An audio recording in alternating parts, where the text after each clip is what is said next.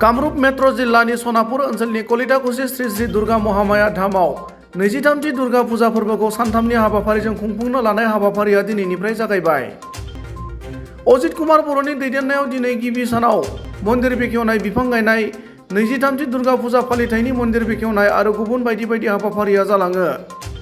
गुबुन फारसेथिं दिनैनि बे हाबाफारियाव मन्दिर दान होगिरि निरन्जन पात्र, समाज सिबियारि दिद्देश्वर रंहां, कमाकुसि गामि पन्चायतनि मासिगिरि देबेश्वर दले, इउबिपिएफनि गाहाय नेहाथारि डक्टर बाबु बर', कामरूप मेट्रो जिल्ला इउबिपिएफनि आखान्थि नेहाथारि दिगन्त दैमारि आरो ओनसोलनि गोबां रायजो राजाफोरा बाहागो लादोंमोन। শ্ৰদ্ধাৰ সমূহ ৰাইজ, আমি আজি অন্য বছৰৰ দৰে দুৰ্গা পূজা, শাৰদীয় দুৰ্গা পূজা উৎসৱ তিনিদিনীয়া হিচাপে পালন কৰিব ওলাইছোঁ। আজি এবছৰৰ ভিতৰত আমি মন্দিৰটো নিৰ্মাণ কৰি উলিয়ালোঁ। সেয়েহে আজি প্ৰথম কাৰ্যসূচী হিচাপে আমি মন্দিৰটো উদ্বোধন মুকলি কৰাৰ কাৰণে প্ৰথম কাৰ্যসূচী লৈছিলোঁ। সেইখিনি বৰ্তমান শেষ হৈছে আৰু মন্দিৰটো বনোৱাতে যিবিলাক দাতা আছিলে তেখেতসকলকো আমি নিমন্ত্ৰণ কৰি আনি তেখেতসকলৰ লগত মৰমৰ ভাৱ বিনিময় কৰি তেখেতসকলৰ লগত একেলগে বহি সৰু সৰু কথা আলোচনা কৰি আমি মন্দিৰৰ বিষয়ে মনৰ ভাৱ বুজাবুজি হ'ল। আজি প্ৰথম কাৰ্যসূচী হিচাপে সেইটোৱে আমাৰ ডাঙৰ আছিলে। সেইখিনি শেষ কৰি আজি আমি এতিয়া মানে আগবাঢ়িব ওলাইছোঁ। এতিয়া নামচৰা যিখন সভাগৃহ, নাম গোৱা নামচৰা যিখন সভাগৃহ, সেই সভাগৃহখনতো আমি আধাৰশিলা স্থাপন কৰিলোঁ। সন্মানীয় মন্দিৰ নিৰ্মাণদাতা নিৰঞ্জন পাত্ৰ ডাঙৰীয়াদেৱে আধাৰশিলা স্থাপন কৰি ভূমি পূজন কৰিলে। আমি প্ৰথমতে ঘৰুৱা হিচাপে কৰিছিলে আমাৰ স্বৰ্গীয় নৰেশ্বৰ কছাৰী ডাঙৰীয়াদেৱে। তাৰপিছত ৰাইজৰ লগত সহযোগ কৰি বৰ্তমান তেখেতসকলে আমাক ৰাইজকে অৰ্পণ কৰি দিয়া নিচিনা কৰিছে। তথাপিও সিহঁতৰ ঘৰৰ পৰা আংশিক নহয় 50% হিচাপে তেখেতসকলে আমাৰ লগত সহায় সহযোগ কৰে। তেনেকুৱাকৈ আমি চলি আহিছোঁ।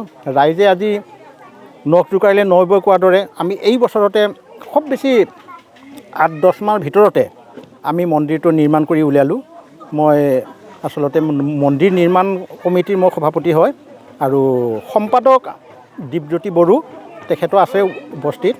আমি কমিটিখন পৰিচালনা কৰা সদস্যবৃন্দ 13জনীয়া কমিটি সকলোৱে সক্ৰিয়ভাৱে আগবাঢ়ি মন্দিৰখন নিৰ্মাণ কৰাৰ কাৰণে সহায় সহযোগিতা কৰিছে আৰু দাতাসকল বহুত উৎসাহেৰে তেখেতসকলে দান বৰঙণি যোগাই আমাক সেই মন্দিৰখন সম্পূৰ্ণ কৰাৰ কাৰণে সহায় সহযোগ দিয়াৰ কাৰণে তেখেতসকলক মই ধন্যবাদ দিছোঁ।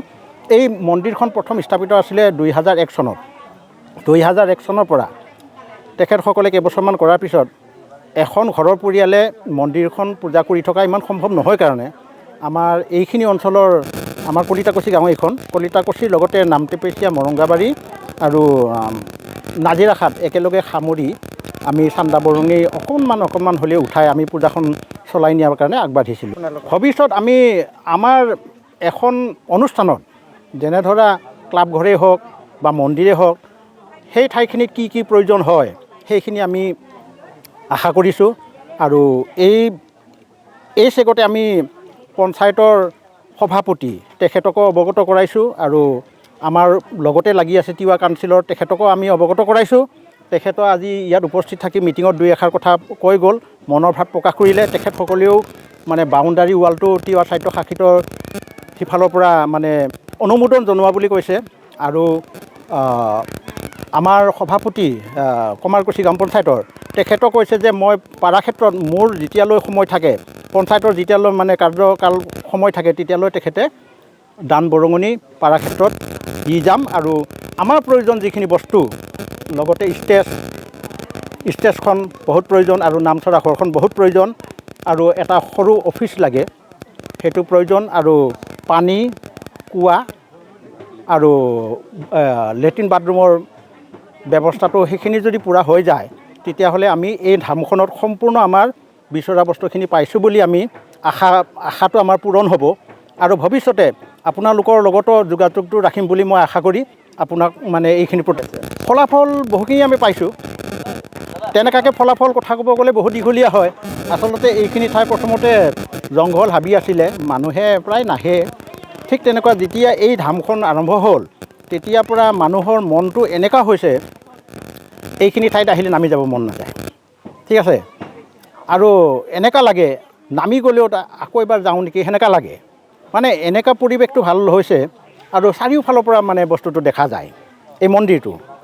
আৰু সেইমতে আমি চিন্তা চৰ্চা কৰি আৰু প্ৰত্যেকজন ব্যক্তিৰ মাজত মনৰ মাজত কিজানি আছে প্ৰকাশ কৰিব পৰা নাই, তেখেতৰো আহিব মন যায়।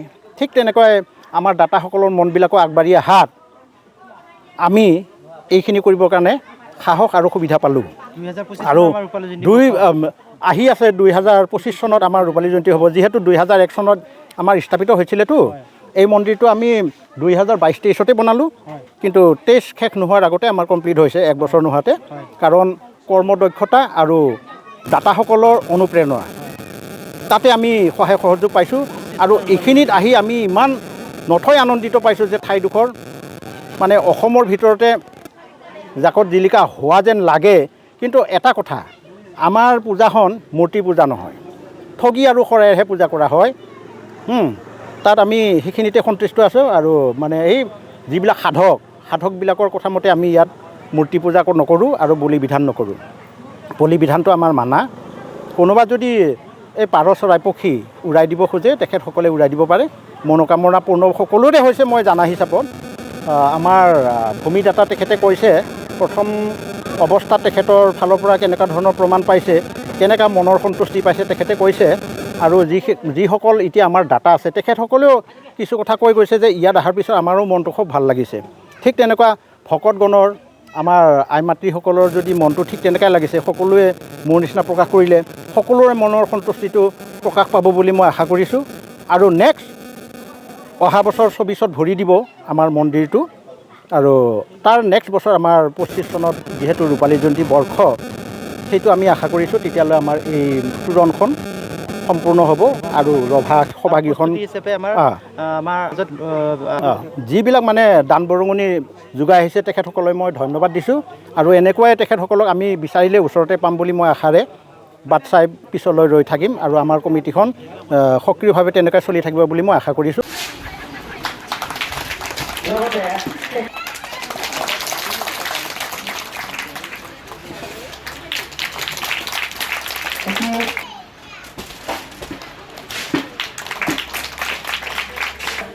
তেখেতক এখন ফুলাম খালীয়ে সম্বোধন জনাব ডাঙৰীয়া। আৰু ফুলাম জাতিৰে সম্বোধন জনাব মনোনী গুৰু।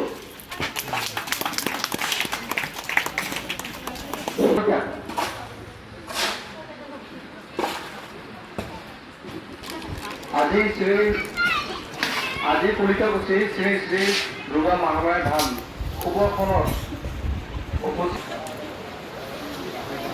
উপস্থিত থকা আৰু সমূহ ৰাইজ